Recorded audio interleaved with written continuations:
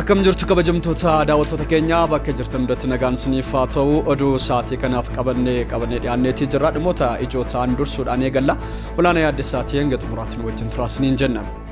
Filannoo biyyaalessaa ja'affaa bara kana gaggeeffamu laalchisuudhaan dhaddachi dhimma filannoo ilaallatu kophaatti hundaa'uusaa manni murtii waliigala federaalaa beeksiseera. Prezidaantiin Itaanaa mana murtii waliigalaa federaalaa obbo Salamoon Araddaa akka jedhanitti sirni siyaasaa fi adeemsi filannoo bu'uuraa seeraan akka hojjetamu hojiileen garaagaraa qindaa'aa jiru jedhani. Kanneen keessaa adeemsa filannoo kan ilaalan isa tokko ta'uu eeruudhaan filannoo waliin wal qabatee wal dhabdee mudatanii fi falmiiwwan qofaa kan keessummeessan dhaddachi manneen murtii idilee jalatti akka hundaa'anii himaniiru.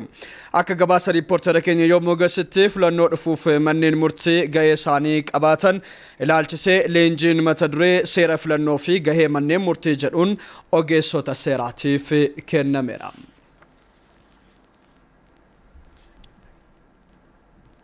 Dr. Abiy Ahmed Professor Ruut Waldamaariyaam gamtaa Afrikaatti kaadhimamtuu komishinera barnoota saayinsii fi teekinooloojii ta'anii hojjechuu akka danda'aniif yaada deeggarsaa kennaniiru. Ministeerri muummee Dr. Abiy Ahmed Professor Ruut Waldamaariyaam gamtaa Afrikaatti kaadhimamtuu komishinera barnoota saayinsii teekinooloojii fi innoveeshinii ta'anii kan hojjetan yoo ta'e bu'aa gaarii ardichaa fi argamsiisuu danda'u jechuudhaan yaada deeggarsaa kennaniiru. Professor Ruut iddichaaf nama sirrii ta'uu Dr. Abiy fuula feesbuukii isaaniitiin ibsaniiru. Professor Ruut ministeera saayinsii fi dhaabbilee barnoota olaanoo ta'uun kan tajaajilan yoo ta'an yeroo ammaa gorsituu dhimma hawaasummaa ministeera muummee ta'uudhaan tajaajiluu irratti argamu.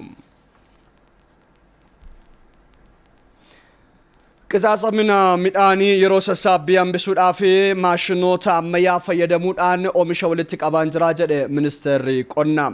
Bara kanaan gaammaattis midhaan lafa hektaara 300 fi 60 ol ta'u irratti oomishamaa ture koompaayineraan walitti qabamuusaas ministeerichi ibseera. Teerroos Tolaa gabaasa oduu kana akka ta'an nutti qindeesseera. Qisaasama midhaanii yeroo sassaabbii midhaanitti qaqqabu xiqqeessuudhaaf maashinaroonni midhaan walitti qaban ammayyaa'oo kanneen ta'an baay'inaan hojiirra oolaatii jiraachuu ministeerri qonnaa beeksiseera. Baran hanga ammaattis midhaan lafa hektaara 300 fi 60 irratti midhaan misoome kombaayineraan walitti qabamaa jiraachuu ministeerichi beeksiseera. Ministeera qonnaatti daayirektarri misooma midhaanii obbo Isaayyaas Lammaa akka dubbatanitti qisaasama midhaanii hambisuudhaaf hanga danda'ametti kombaayineraan midhaan walitti qabamaatii jira jedhan. Kanaan alattis oomishaaleen midhaanii kombaayineraan akka walitti qabamaniif qotee bulaadhaaf hubannoon kennamaatii jiraachuus daayirektarri kun himanii jiru. ግብርና ሚኒስቴር እየሰራ ያለው አንደኛ አጨዳና ውቂያ ላይ ያለው kan ministeerri qonnaa hojjechaa jiru haamuu fi dha'uurratti rakkoowwan jiran hir'isuun kombaayinerotaa fi maashinoota galchuudha. Gama birootiin immoo hubannoo uumuudhaan qonnaan bulaan oomishni isaa yeroo ga'u yeroodhaan akka hammatu taasisuudha. Keessattuu oomishoonni tokko tokko jiidhinaan yeroo haamaman amala biqiluu waan qabaniif rakkoo akkasii hir'isuudha. ያ ነገር ይኖራል ይሄንን መቀነስ ነው የሚኖርብን. Yeroo ammaattis waldaalee qonnaan bulaa fi yuuniyeenotaan kombaayineroonni hedduun qarata irraa bilisaan biyya keessa akka galan ta'aatii jiraachuunis himameera. Tajaajilli oduu Itoophiyaa akka gabaasetti naannolee Oromiyaa, Amaaraa fi naannoo sabaaf sablammootaaf uummattoota kibbaatti oomishni midhaanii bilchaate kan lafa hektaara 300 fi 60 irratti misoome kombaayineraan walitti qabamu daayirektarichi beeksisaniiru. ከተጓጓዘ ቤት ከደረሰ በኋላ በጎተራ ላይ የሚኖራቸውን ክምችት ነው ያንንም ደግሞ በተለይ የአምና ምርት oomishni erga mana ga'ee booda gumbii keessatti yeroo kuufamu oomisha bara darbee keessaa baasuun sirriitti qulqulleessuu manneen kuusaa qulqullina isaanii sirriitti mirkaneessuu irratti ni hojjenna. Kana malees rabsaa meeshaalee oomishni itti kuufamu ni taasisna. Yeroo ammaa kanattis kaampaaniiwwan 3 waliin ta'uudhaan meeshaalee midhaan itti kuufaman pilaastikii of keessaa qaban rabsaa jirra. Kana jechuun keemikaala osoo hin fayyadamiin oomisha keenya kuufachuu dandeenya jechuudha. Kana keessattis maatiin hantuutaa fi kanneen oomisha miidhuu danda'an ni eeguu jechuudha. የአይጥ ቤተሰቦች እነዚህ አይጠ ሞጎጥ ምናምን እንላቸው ቤተሰቦች ይጠብቅልናል። Itti fufuunis naannoo Somaalee dabalatee midhaan gahee kan lafa hektaara miiliyoona walakkaa irra jiru walitti qabuudhaaf hojjetamaa jiraachuun himamee jira.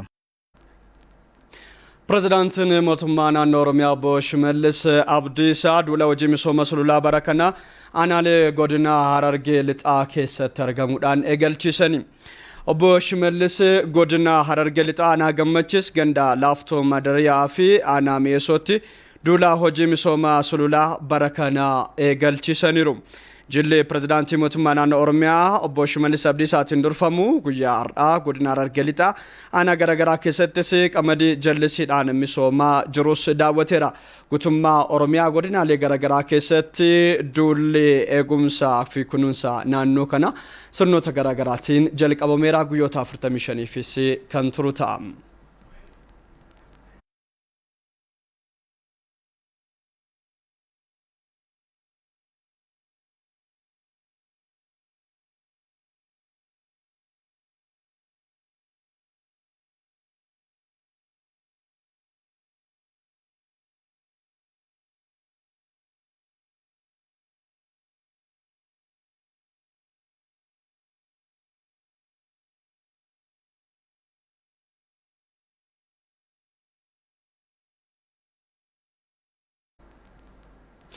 Daawwattoota keenya TV Afaan Oromoo oduu galgala kana daawwachaa jirtu ammas itti fufeera. Naannoo Oromiyaatti piroojektonni manneen barnootaa ifaa boruu yeroo qabame keessatti xumuramanii tajaajila barbaachisuuf ooluu akka danda'an himame. Sadarkaa ijaarsa piroojektota manneen barnootaa ifaa boruu irratti argamu gamaaggamuudhaan kallattiin gara fuulduraatti kaa'ameera. Manneen barnootaa kunneen qaqqabinsaa fi qulqullina barnoota naannichaa fooyyessuu keessatti shoora olaanaa qabaachuunis biiroon barnoota Oromiyaa beeksiseera. Abdulnaasir Jamaal marii dhimma kana ilaalchisuu irratti argamuudhaan gabaasa qindeesseera.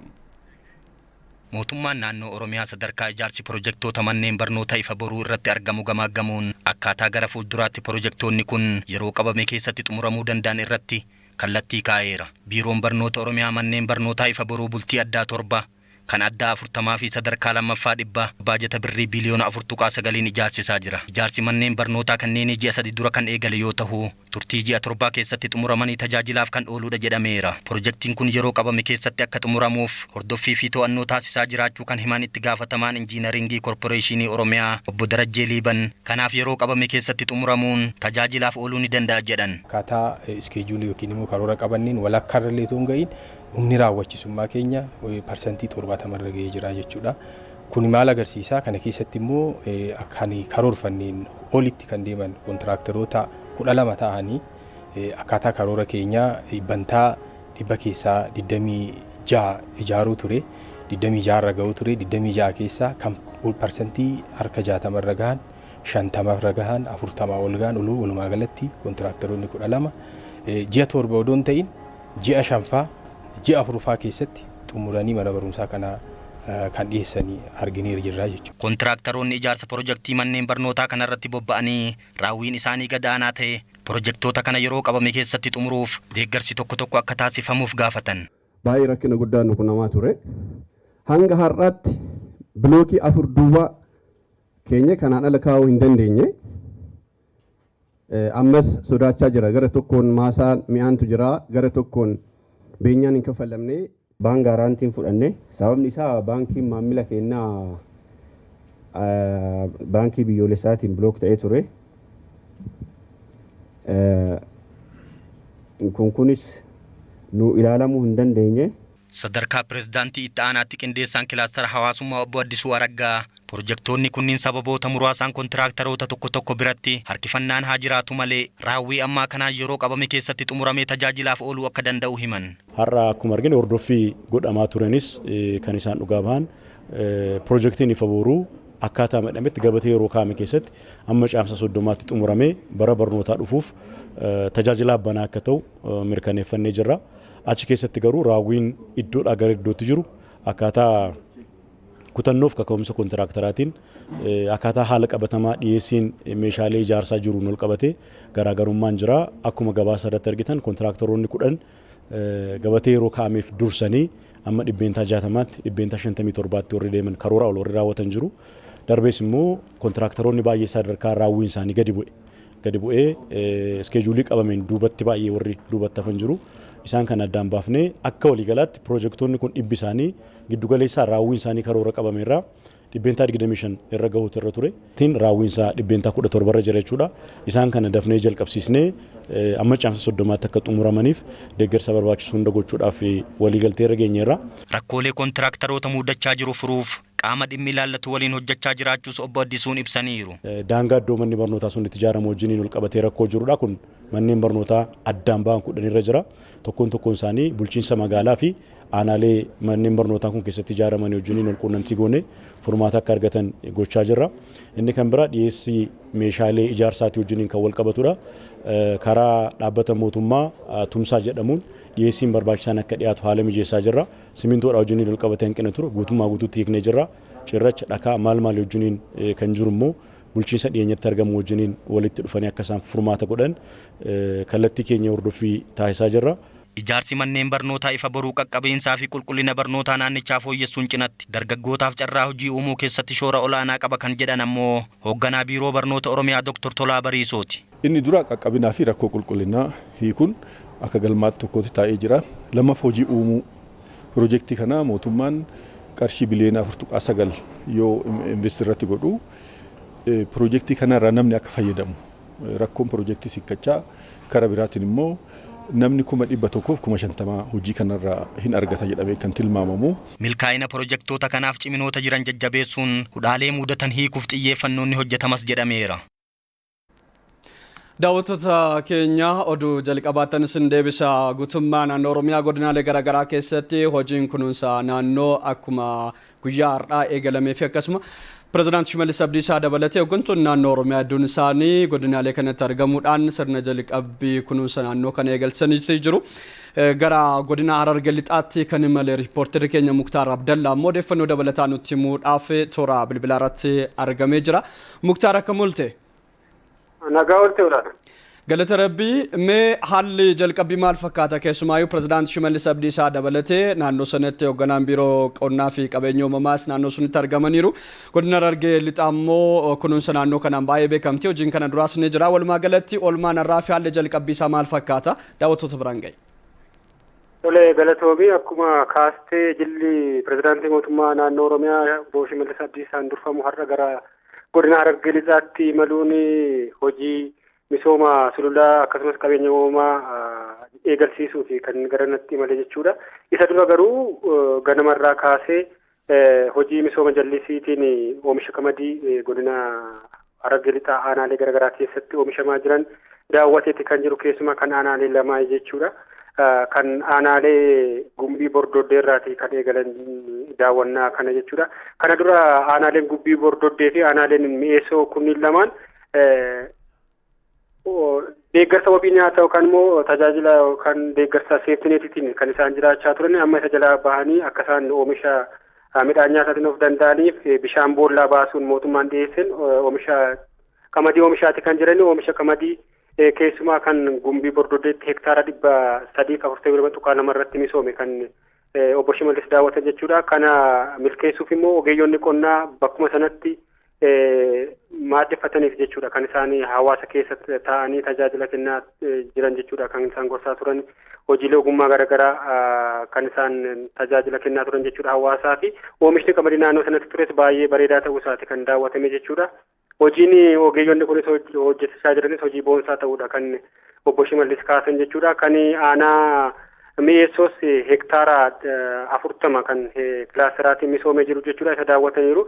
Isaan dabalatammoo aanichumatti hektaara 60 kan qotamaa jiru jechuudha. Walumaa galatti hektaara 100 aanichatti misoomsuuf hojiin hojjetamaa jiru daawwatameera jechuudha. Isaan booda sa'a booda immoo daawwannaa isaaniitti fuunii hojii gara aanaalee gammachiisii fi aanaalee xuullootti kan jilichi imale jechuudha. Aanaalee gammachiisitti Pireezidaantii Shimallis argamuun hawaasa waliinis hawaasa daagaa hojii misooma sululaa hojjechuuf bahee dubbisaniiti kan isaan jiranii hojii sanas eegalsiisaniiti kan isaan jiranii. Hojii misooma sululaa har'a aanaa sanatti argamuun eegalsiisan sun guyyoota 45 dhufaniif akka naannoo Oromiyaa guutuutti kan itti ta'udha obbo Shimallis kan isaan eeran jechuudha. Hojii misooma sululaa baranaa wantoota 4 irratti xiyyeeffatee hojjetamaa ergaa jedhu dabarsan jechuudha. Inni jalqabaa daangaa ijaaruu, biqiltuu dhaabuu, biqiltuu kunuunsuu, biqiltuu keessumaatii bara darbee dhaabbatan keessaa 89 haala gaarii irratti argamu isaan kana kunuunsanii akka isaan sirriitti lalisan gochuuf hojiin hojjetamu hojii qaama hojii misooma sululaa yookaan immoo hojii kunuunsa uumamaa barana guyyoota 45 dhufanitti hojjetaman keessaa isaan ijooti jedhanii kan kaasan. Inni bira boolla biqiltuun itti dhaabamu qopheessuu fi biqiltuu ganna yookaan immoo biqiltuu arfaasaa dhufuu dhaabamu qopheessuu kunis qaama hojii guyyoota 45 dhufan keessatti hojii bifa qophiitiin hojjetamu keessaa isa ijoollee jedhanii kan arfaffaa garuu bishaan cimmisuu abbaa warraa kamiyyuu boroosaatti bishaan cimmisuu qaba. Bishaan wayitaa arfaasaa dhufuu fi akkasumas immoo ganna dhufuu roobuu malu cimmisee oomisha gannaan oomisha dabalataa oomishuu qaba kan jedhu ergaa dabarsaniiti kan isaan jedhani. Keessumaati naannoon kun yeroo baay'ee rooba gahaa gannaarraa kan darbe rooba gahaa waan hin arganneef bishaan cimmisuun hojii isa bu'uuraa ta'uu qaba ergaa jedhu kan isaan dabarsani. Jilichi imala isaatti fufuutiin gara aanaa Xuullootti imaleeti kan inni jiru. Keessumaa aanaalee godina Harargee lixaa fi bahaa kana keessatti oomishni baay'inaan oomishamu oomisha jimaati. Oomishni jimaa immoo bishaan barbaadaa kanaaf bishaan cimmisuun baay'ee barbaachisaa ta'udha. Hoogganaan biiroo qonnaa qabeenya uumamaa obbo Dhaabaa Dabaleellee kan isaan ibsani. Akka Oromiyaatti bara kana lafa hektaara miliyoona 2.2 hojii kunuunsa qabeenya uumamaatiin irratti hojjechuuf kan karoorfame hojjetamaa jiru ta'udha. Obbo Dhaabaan kan kaasan jechuudha. Kana keessaati daagaa 900 fi 85 ol barana daagaa qotuu hojiin karoorfame akka Oromiyaatti hojiitti seenamuudha kan obbo Dhaabaan kaasani. Hojii misooma sululatti xiqqaa hojjechuu immoo sululatti xiqqaa 4,646 qotuufis karoorfamuusaa obbo Dhaabaan kaasaniiru. Kana irratti uummanni miliyoona 6.8 ni hirmaata jedhameeti eegama kan isaan jedhani. Kanaanis birrii biliyoona 7 ta'uu danda'u baasiirraa hambisuu ni danda'ama hirmaannaa uummataan kan jedhudha kan isaan kaasani. Kana keessatti hirmaannaan uummataa baay'ee barbaachisaa waan ta'eef uummanni gorsa ogeeyyii dhaga'ee daagaa qotuun hirmaachuu qabaa. Kanarratti keessumaa wabii nyaataa mirkaneessuu keessatti hirmaannaan uummataa baay'ee barbaachisaa ta'udha kan isaan kaasan. Oomisha qamadii alaatii galu hambisuu. Hello. Ayyee walitti nu qabi yeroon keenya deemaa jira waan jiruuf. Ole nan gabaabsu keessumaa oomisha midhaan nyaataa alaa galu hambisuuf hojiin qonnaan bulaa qabeenya uumamaa irratti hojjetu baay'ee murteessaa waan ta'eef kanarratti xiyyeeffatee akka hojjechuu qabudha. Obbo Shimallisis akkasumas hoogganaan biiroo qonnaaf qabeenya uumamaa obbo Dhaabaa Dabaleelis kan isaan kaasani. Kana keessatti immoo oomishaa fi oomishtummaa biyyattii guddisuun sharafa alaa hambisuunis akkasumas deeggarsa alaa galu jalaa bahuuf hojiin qabeenya uumamaa kunuunsuu fi daagaa yookaan misooma sululaa hojjechuu bu'uura ta'uu hubatee uummanni hundumtuu irratti hirmaachuu qaba ergaa jedhudha kan isaan dabarsan jechuudha walumaa galatti olaana. Ayyee riippoortara keenya Muktaar Abdallaa kallattiidhaan magaalaa Ciroo godina Harargee lixaarraa odeeffannoo nu biraan geesseef guddaa galatoomii halkan gaarii siif haa ta'u. Daawwattoota oduu itti aanuun immoo Sibaat Naggaa dabalatee miseensonni juuntaa guyyaa kaleessaa to'annoo jala oolan har'a galgala kana keessa immoo gara magaalaa Finfinneetti dhufaniiru. Galgala kana gara magaalaa Finfinneetti kan dhufan miseensonni kunneen obbo Sibaat Naggaa dabalatee namoota to'annoo jala jiran miseensota juuntaa kanneen biroof of keessatti kan qabatedha. Obbo Sibaat Naggaa qindeessaa haleellaa murna TPLF kanaa ta'uudhaan kan beekaman yoo ta'u murni kun gantummaa biyyaa akka raawwatuufis namoota kallattii agarsiisaa turan keessa isaan dursaa fi kan jalqabaa ta'uudhaan kan himatamanidha. Sibaat Naggaa dabalatee miseensonni juuntaa kunneen magaalaa Finfinneetti buufata xiyyaara Boolee guyyaadhaa kana galuudhaan gara sadarkaatti nutti darbaniiru.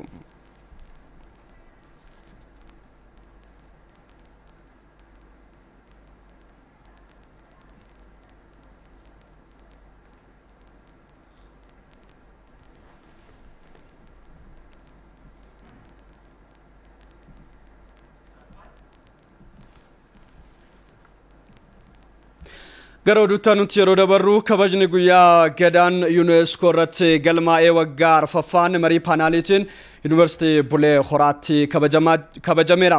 Sagantaan kun Ministeera Aadaa fi Turizimii fi Biiroo Aadaa fi Turizimii Oromiyaatiin kan gaggeeffamedha.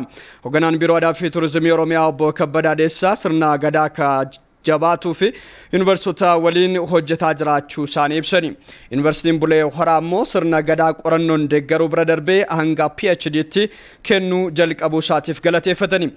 Deetaan Ministeera Aadaa fi Turizimii Federaalaa obbo Habtaamuu Sisaay sirni gadaa bulchiinsa dimokiraatawaa fakkeessaa osoo hin taane bulchiinsa dimokiraasii qulqulluu addunyaan irraa barachuu qabdu waan ta'eef kunuunsi akka biyyaatti sirna gadaatiif godhama akka jirus himani.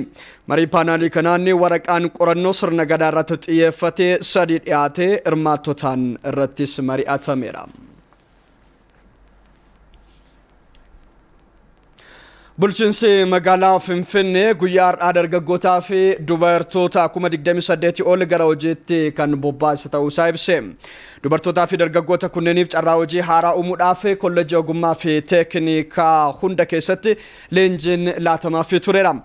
Miidhagina magaalaa, misooma magariisaa fi balfa gogaa walitti qabuu fi dameewwan biroo irratti leenjiin kennamaafii turuudha har'a kan ifoome. Mangistuu akkuma ammoo dabalata balballoomii isaa sinitti hima.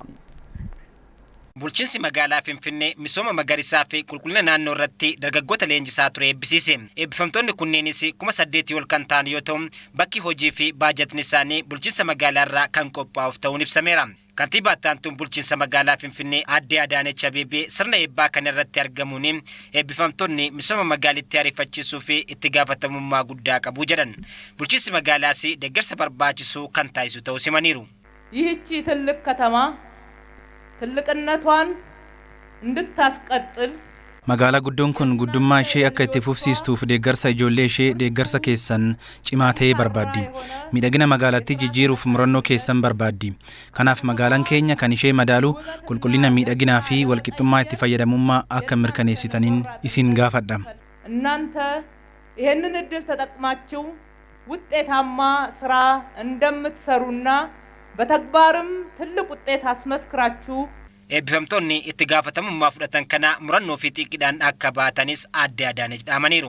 ከተማችሁ የብልጽግና ማዕከል እንድትሆን Magaalaan keenya giddugala badhaadhinaa akka taatuuf hirmaannaan keessan iddoo guddaa waan qabuuf jabaattanii akka hojjettan jechuun barbaada. Akkasumas bulchiinsi magaalaa hojii irratti isin bira dhaabbachuun deeggarsa barbaachisu waan isiniif taasisuuf jabaattanii akka hojjettan dhaamsa koo dabarsuun barbaada. ካጠገባችሁ እንደምንቆም እንደምናግዛችሁ ውጤታማነታችሁ ጎልቶ እንዲታይ እንደምናረግ በዚህ አጋጣሚ ላረጋግጥላችሁ ወዳለሁ። Hojii tuffachuu dhiisuu biyyoota guddatan irraa hubachuun ciminaan hojjechuu akka qabanis kantiibaa Taantuun bulchiinsa magaalaa Finfinnee Aadde Adaanech Abeebee eebbifamtootaaf ergaa dabarsaniiru. በዓለም ላይ የምንጠቅሳቸው በለጸጉ የምንላቸው ሀገሮች Addunyaa irratti biyyoonni nuti guddataniiru jennee maqaa isaanii waamnu icciitii biroo osoo hin taane milkaa'inni isaanii cimanii hojjechuudha. Hojii tuffachuu dhiisuu isaaniidha. Hojjechuuf dadhabuun alatti jijjiiramni hin jiru. ያለ ትጋት ያለ ድካም ለውጥ የለም. Adeemsi baruu fi barsiisuu bara kanaa karaa COVID-19 ittisuu irratti xiyyeeffateen gaggeeffamaa jira jedhe Biiroon Barnoota Oromiyaa. Qophiin manneen barnootaa ittisa weerara vaayirasii koronaa irratti taasisan baruuf barsiisuun sodaa malee akka gaggeeffamu taasiseeras jedheera. Hoogganaa taanaan Biiroo Barnoota Oromiyaa Efreem Tasammaa turtii ETV waliin taasisaniin gareen of eeggannoo manneen barnootaa keessatti taasifamaa jiru gamaaggamuu hundaa'uudhaan sakatta'insi taasifameeras jedhani. Torban malamaan darbe kana keessa gareen hooggansaan gaggeeffamu ogeeyyiin barnootaa Biiroo Barnootaa irraati. Oromiyaa gara kallattii 8tti hirree isa kana sakattaadha kan turre hanga manneen barnootaatti gadi buune. Sakattaa keenyarraa kan hubanne keessumattuu COVID wal qabsiisee of eeggannoo jiru manneen barnootaa keessatti sadarkaa gaariirra jira. Muuxannoon nuti yeroo barattoonni kutaa 8ffaa akkasumas immoo 12ffaa manneen barnootaatti deebi'anii baratan irratti shaakalamaa ture sun baay'ee gaariidha. Muuxannoon achirraa nuti arganne gufuun tokkollee nun quunnamne hanga isaan ji'a tokkoof walakkaadhaaf barnoota poorshinii hin haguuganii ba'anitti rakkoon tokkollee nun quunnamne hanga ammaattillee of eeggannoon sun ittuma fufee jira. Inni kun egaa maatii sodaachisuu hin qabu. Baruu fi barsiisuu bara kanaatiif of eeggannoo fi qophii gaariin taasifamaa turullee garuu immoo barattoonni miliyoona 1 ol ta'an hanga ammaa gara manneen barnootaa hin dhufne jedhani. Kanaafis duula sosochii hawaasaa gaggeeffameen bu'aan jajjabeessaan argamaa jiraachuu ibsani. Bu'aan argamellee waa hin jira. Hammas laa eegamu ta'uu baatu malee naannoo barattoonni 28,000 ta'an sababuma kanaan amma galma'aniiru amma gara mana barnootaatti seenaa jiru. Hubannoon nuti immoo arganne maaliif barataan harca'eessa jedhu kanallee maatiis meeqa harca'een beekama akkasitti garu hanga karoorattanii fi karoora keenyaa fi raawwii gidduu kan jiru garaagarummaan naannoo miliyoona 1.5ti. tuqaan shanan kun barattoonni kutaa salgaffaa hin galmoofne akkuma biyyaattu amma torban dhufu kaasee isaan hin galmaa'u barattoonni kutaa sagalitti amma darbanii jiranii durumaan immoo kutaa sagal keessaa harcaanii kan hafan hin jiru. Isaan kun bara darbees immoo kutaa 8 darbanii gara sagalitti darbanii kan hin galmaan hin jiraatu. Walumatti daballee yoo ilaalle naannoo walakkaa mileenii salgaffaa irratti miilanan galmaa'u innee yaanna. Isa kanaan yoo wal qabatee ilaallu naannoo mileena tokkootu harcaa jechuudha haala kanaan yoo ilaalle. Kanaafuu inni kunillee ammas harca'uu hin qabu. Uummanni keenya kana beekee daa'imman mana barnootaa irraa hafuu hin qabani. Manneen barnootaa keenya deeggarsa barbaachisaa ta'e kennaa jiru. Caasaan barnootaa deeggarsa barbaachisaa ta'e hin kennu. Tola ooltonni illee sababa harka qallummaatiin daa'imman mana barumsaatii akka hin harcaane taasisaa jiru. Kanaafuu akka hin harcaane waamicha gochaa. Dhaloota baratee fi qaroome qabaachuudhaaf maatiin barattootaa ijoollee isaa hordofuudhaan gara manneen barnootaatti erguun biiroo barnoota Oromiyaa cinaa dhaabbachuu akka qabus ergaa isaanii dabarsaniiru. Nama guutuu akka ta'aniif gaaffii Oromoon qabu kana hundasaa gaaffii Itoophiyaan qabdu kana hundasaa deebisuudhaaf barnoonni daandii tokkicha akka ta'edha. Kanaafuu daa'imman manneen barnootaa irraa hafuu hin qabani. Lammaffaa dhaquu duwwaa miti seeraan barachuu namni gidduutti kutuu hin qabu. Keessumattuu immoo jaarraa 21ffaa kana keessatti namni jiraachuudhaaf nama ta'ee jiraachuudhaaf barnoonni dirqama. Ammumayyuu namni hin baratin namni qubee lakkaa'uu hin dandeenye namni lakkoobsa barreessuu hin dandeenye rakkoo guddaa keessa jira har'umallee. Ammas teeknooloojiin kun saffisisaa baay'ee guddaadha. Akkuma arginu waggootuma 10-15 darban kana keessatti guddinni teeknooloojii keessumattuu immoo teeknooloojiin odeeffannoo kun baay'ee babal'achaa jira. Jiruuf jireenyi namaa teeknooloojii kana wajjin wal qabataa. Teeknooloojii kanatti fayyadamuu immoo kan dandeenyu lammiin yoo barate qofa. Kanaafuu isa kanarratti hirmaatan. Godina Shawaa Lixaa aanaa Jibaatitti lafa asiidiidhaan miidhamuun callaa kennuu dide nooraadhaan yaalame irraa callaa gaarii argachuudhaaf abdachaa jiraachuu qonnaan bultoonni aanichaa ETV'tti himani. Giddugalli qorannoo qonnaa Amboo godinichatti lafti qonnaan bulaa hedduun asiidummaadhaan miidhamuu himuudhaan qorannoo gaggeessuun qonnaan bultoota deeggaraa jiraachuu isaa beeksiseera. Waajjirri qonnaaf qabeenya uumamaa godina Shawaa Lixaa gama isaatiin dhiyeessii gama nooraatiin jiru furuudhaaf hojjechaa jiraachuu isaa ibseera. Fayyeeraa Margaatu garasitti maluudhaan gabaasattaan kana qindeesse. Irra jireessi teessuma lafa ishee baddaa kan ta'e aanaan Jibaat lafa oomisha qonnaaf oolu heektaara 16,000 kan qabdoo taatu dhiqamni biyyee waan itti baay'atuuf harki caalaan lafa qonnaa asiidummaan miidhamuun erga callaa barbaachisu kennuu dhiisee bubbuluu ragaan waajjira qonnaa fi qabeenya uumamaa aanichaarraa arganne ni ifoomsa. Rakkoo asiidummaa biyyee furuuf giddugaleessi qorannoo qonna Amboo aanaa Jibaat dabalatee aanaalee godina Shawaa Lixaa 10 keessatti qorannoo biyyee gaggeessuun lafa asiidiin miidhame nooraadhaan yaaluun qonnaan bultoota deeggaruu irratti argama. Bu'uuruma kanaan gandoota baadiyyaa sadii aanaa Jibaat giddugaleessi qorannoo qonna Amboo yaalii lafa asiidiin miidhame nooraan yaaluun garbuu biiraa oomisha keessaa gandi maaruu Jibaat ishee tokko taatu qonnaan bultoonni gandichaa deeggarsa argataniin lafa isaaniirraa callaa gaarii abdachaa akka jiran dubbatu. Nooraa sana nuu kennee nooricha irra facaafnee sadii qonnee tokkottiin bullee sadii qonnee arfaffaatti facaafnee guyyaa 26 naasee 26 facaafne. Naasee 26 facaafneeti garbuun kun edda xinnoo fooyyii nu ergattee takka qonnaa lama irraan gashanne amma kunoo xinnoo shinuu fooyyoftetti axxinnaattu amma kuntaala 15 kuntaala 10 kana gidduutti nan argadha garaa kootti nan yaada. Sanyiis kan nuu kennellee dhaabbata qorannoo qonnaa giddugaleessa Ambooti jechuudha.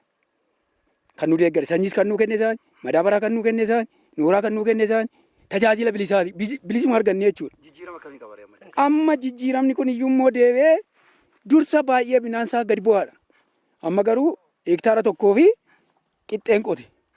Heektaara tokkoof qixxeen qote sararaan qote isa duraarraa fagoo jijjiirama guddaa baay'ee jijjiirama guddaa qaba jechuudha. Gabbinni biyyee gadi bu'uun oomisha qonnaa aanichaa irratti dhiibbaa uumaa turuu kan himan itti gaafatamaan waajjira qonnaa fi qabeenya uumamaa aanaa Jibaat Zalaalam Ayyaaloo. Yeroo ammaa yaaliin giddugaleessi qorannoo qonna Amboo aanicha taasisaa jiru qonna aanichaa irratti abdii kan hore ta'uu dubbatu. Qorannicha erga soil saampilii erginee gara Naqamteetti laaboraatoorii geessinee bu'aa nuti arganne sanaan irratti xiyyeeffanne naannaa kuntaala 250 nooraan kan dabalame jechaadha. Kanaanis immoo akkuma argitan kana fooyya'insa guddaa jira. Lafuma kana akka fakkeenyatti yoo fudhannaa ta'e waan tokko illee hin baasu ture jechaadha dhugaa dubbachuuf taanaan. Amma garuu qonnaan bulaanis gammadee even waggoota 5 ol ta'an sanillee waa'ee nooraa yaannu jechaadha. Dr. Hirphaa Laggasaa giddu galeessa qorannoo qonna Ambootti qorataa olaanaa asiidummaa biyyeeti. Lafa asiidiin miidhame irratti nooraan fayyadamuun jijjiiramni jiru abdachiisaa ta'uu ETV'tti himaniiru. Barana duwwaa irratti gara hektaara 130 kan ta'u nooraatiin lafa akkamneerra lixa shawaa keessatti naannoo aanaa ja'a keessatti jechuudha. Aanota hunda kejjenne keessatti nooraan lafa nam'etti lafti baay'ee fooyya'eera. Akkuma jibaati irratti argitan jechuudha.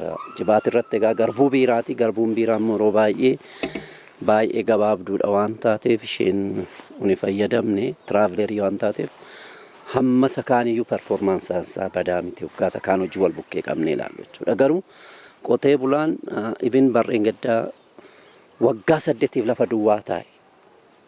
duwwaa taa'e deebisanii oomisha irraa argatan jechuudha. Akka godina Shawaa Lixaatti fedhiin qonnaan bulaan nooraatti fayyadamuun oomisha oomishuuf qabu dabalaa jiraatus dhiyeessiin nooraa hanqina qaba kan jedhan itti gaafatamaan waajjira qonnaa fi qabeenya uumamaa godina Shawaa Lixaa obbo Kabbadaa Dabaloo. Kanaafis mootummaan xiyyeeffannoo itti deemee hojjechaa jira jedhan. Naannoon baddaa kun immoo keessattuu dhiqamni biyyee waan baay'atuuf asiidummaan biyyee baay'ee miidhee jira. Asiidummaa biyyee hambisuudhaaf nooraadhaan akkamamuun kun jalqabamee hin jira. Bal'inaan irratti hojjechaa jirra. Garuu fedhiin qonnaan bulaa bira jiruu fi dhiyeessiin gama keenyaan dhiyaachaa jiru walitti hin dhufu hanqinni jira. Kanaafis bara kana warshaan nooraa akka carraa ta'e nu bira jira, as gudarra jira. Dur xiqqoo oomisha ammayyaa'eetu bal'inaan oomishuudhaaf karoorfamee waan jiruuf nu illee karoora guddaa qabannee jirra bara kana fedhii qonnaan bulaadhaaf akka gaafatetti dhiyeessuudhaaf. Godina Shawaa Lixaatti bara oomishaa 2012-2013 lafa hektaara 600 fi 12,000 ol oomisha qonnaan misoomerraa callaa kuntaala miiliyoona 22 argachuuf karoorfame keessaa callaan kuntaala miiliyoona 20.3 argamuu akka danda'u waajjirri qonnaa fi qabeenya uumamaa godinichaa qorannoo taasiseen beeksiseera. Sababa da'umsaatiin du'aatii haadholii fi daa'immanii irra qaqqabu xiqqeessuudhaaf qindoominaan qaamota hawaasaa murteessaa ta'uusaa jiraattonni godina Gujii Lixaa Naagalaanaa ibsanii. Dhimma kana irratti kan xiyyeeffate waltajjiin mari'achuu Naagalaanaatti gaggeeffameera. Gabaasa waajjira dhimmoota kominikeeshinii godina Gujii Lixaa Naagalaanaa irraa nu qaqqabe Taaddasa Tarrafa Kattaanutti qindeesseera. Sababa da'umsaatiin du'aatii haadholii fi daa'imman irratti ga'u xiqqeessuuf qindoominni qaamolee garaagaraa murteessaadha jedhan jiraattonni godina Gujii Lixaa Naagalaanaa. Sababa da'umsaatiin du'aatii haadholii fi daa'imman irratti ga'uu fi dinagdee dubartootaa haala ittiin guddisuun danda'amu irratti konferensiin fayyaa dubartootaa taa'amee jira. Hirmaattonni konferensichaas barmaatilee boodatti hafaa miidhaa dubartootaaf daa'imman irratti gahaa jiru, gatii qaalii lubbuu kaffalchiisaa ture, kanneen akka buttaa fi heerumaa umurii malee irratti qaqqabu hunda irratti qabsaa'uun furmaata seeraa akka argatu hojii hubannoo hawaasaa cimsuu irratti hundumtuu ga'ee isaa ba'uu qabaa jiran. Maqaan kiyya Saafayii Jilooti. Haadhotoota jiran jarmaalee sanii ijaaraa jedhan. Haadhotoota sanii ijaaran walii gallee ijaarsa kenna cimsannee haadhotoota kenna du'arraa hambirna. Kutannaan kiyya immoo akka ganta kiyyaatti ani wantoota guyyaadhaa asirraa baranne kana walii gallee tokko taane yaada tokko mari'annee cimsinee haadhotoota teenna du'arraa hambinyaa fuudhaa heeruma yennaa malee hambinyaa muranneen kana ijaarsa kenna haga gadiitti cimsannaa ani kutannoon qabu cimsadhaa jedha gabaabuma. Maqaan kiyyaa Biraanis Eddoo jedhama kan meexxarriin dhufa dhimma dhotiirsi sababa baate akka manatti hin deenne amma wanni gama kiyyaan fudhadhee galu akka manatti hin deenne. Inni isi irraa ba'u suni rakkinni isi irraa ta'u suni akka isi irratti raawwanne manatti hin deena waan jedhu manatti deena befuutu minuutiin jaallannu waan abbaa keenya mana nuyi ku jette haadhotiin keenya wanna sadi lammeessoni durra buutan haadhotii hawwadde gizee malee hawwaddeeti durra baatti haadhotiin su akka hidhantu waan jedhani waan qalbiitii keessaa qabadhe. Kiyya Marqoos Galgalee jedhama bulchaa ganda Tooree Baadiyyaa. Haadhotiin keenya akka isin manatti hin deenne ammas akka isin du'aatii dingataa ittiin dhunne ifirraan kaanne jechuudha. Haati manaa kiyya yoo ulfa qabaatte manatti akka deemuu hin dandeenye. Gaafa ana immoo haadha manaa kiyya fuudhee gara ambulaansiitti gara keellaa fayyaatti ergu haati manaa cinaa jirti sun dhaggeeffatte bulchaan keenya addas haadha manaa ifiitu gara keellaa fayyaa ergaa jira. Anis asitti hin deemu jette haadhotiin bacaan amma kanaan dura talagattu jechuudha. Ani hojjattuu ekstenshinii fayyaa Masarat Iyyaasuu jedhama. Ganda meexxarrii hojjedha. Hojii hojjedhu gubbaatti eessa akka ani jiru maali akka hojjedhaa jiru akkaataa kamiin hojii fayyaa kana qindoominaan hojiilee biraa jiran wajjin caasaa gandaa jaarmiyaalee dubartoota sadarkaa gadii jiran wajjin jiraadhee akkamitti akkan hojjechaa jiru isa kana nagarsiisuudhaaf dadammaqsuu fi naqaabsisuudhaaf baay'ee nan toleera leenjiin guyyaa. Itti gaafatamtuun dhimma dubartootaa daa'immanii fi dargaggootaa aanaa galaanaa aadde ayyaantuu badhaasoo gama isaaniitiin rakkoowwan fayyaa dubartootaa fi dinagdee isaanii quunnamuu hambisuu keessatti hundi qindoomee hojjechuu akka qabu gaafatanii jiru. Qaamoleen amma iddoo kanatti waamamne kun keessattuu dhimma dubartii bulchaa gandaa qindeessituu ekstenshinii fayyaatii fi hooggansa buufataalee kan iddoo kana dhufneerru kana silaatu qindoomina hojjechuuf qaamni gadi hafelle hin jirani haa ta'uuti garuu namni iddoo kana dhufe kun gaafa gaddeebi'ee qindoominaan hojjete rakkoo kana furuu hin danda'u. Itti gaafatamaan eegumsa fayyaa aanichaa obbo Badhaasaa Jiloo gama isaaniitiin dubartoonni yeroo da'umsaa duraa fi boodatti itti fayyadamni buufataalee fayyaa gadi aanaa waan ta'eef kun ammoo ilaalcha barmaatilee boodatti hafaatiin duutii haadholii fi daa'immanii akka babal'atu ni taasisa waan ta'eef hundi fayyummaa haadhaa fi daa'immanii dhugoomsuudhaaf cimee akka hojjechuu qabu dhaamaniiru. Itti fayyadaman dhaabbilee fayyaa irratti hagam dabalte haadhotiin karoora maatii irratti hagam dabalte kunuunsa da'umsa duraa hagam dabalte kan sun laallamuu qabu. Bu'aan keenya isaan madaalamaa jechuudha. Amma baay'inaan haadhotii hirmaatti ofaan hin madaalamu. Galmi keenya isaa miti. Galmi keenya fayyadamaa ta'uu danda'uu qabdi haadhotiin. Kana waan ta'eef waltajjii konfiraansii gaggeeffamu keessatti haadhotiin hagam karoora maatii fayyadamaa jirti. Hagam tajaajila kunuunsa dura fayyadamaa jirti. Qorannoowwan achi keessatti gaggeeffamu jira jalqabamee jira. Amma gandoonni sagantaa achi tuttanii har'a qabatanii jirtanii kaburu qabatanii jirtanii. Kanaaf dannee haala yeroo wal qabannee qabatee jirus ilaalcha keessa galchine dannee hojii kana hojjechuun barbaachisaadha. Gabaasni kan waajjira dhimmoota kominikeeshinii mootummaa aanaa galaanaati. Haguuggii afaanii fi funyaanii godhachuun biyya Senegaal magaalaa Daakaar keessatti dirqama ta'uu akka qabu jiraattonni magaalaa Daakaar gaafatani.